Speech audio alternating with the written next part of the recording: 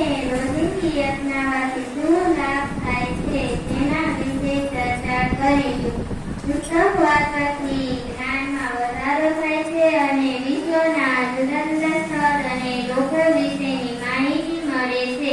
નિયમિત પુસ્તક વાંચવાથી નવા નવા શબ્દ જોવા મળે છે અને તેથી તમારું શબ્દ ભંડોળ પણ વિસ્તૃત બને છે. પુસ્તક વાંચવાથી આપણા મગજની વિચારવાની શક્તિ વધે છે અને કલ્પના શીખી છે.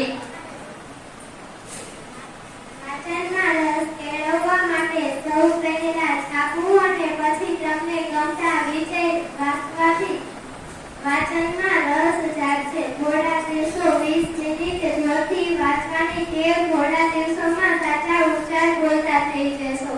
પુસ્તકોમાં છુપાયેલો તમારા જ્ઞાનનો ખજાનો એ તમારા ઘડતરમાં મહત્વનો ભાગ છે. તેથી દરરોજ વાંચનની ટેવ રાખવી જોઈએ.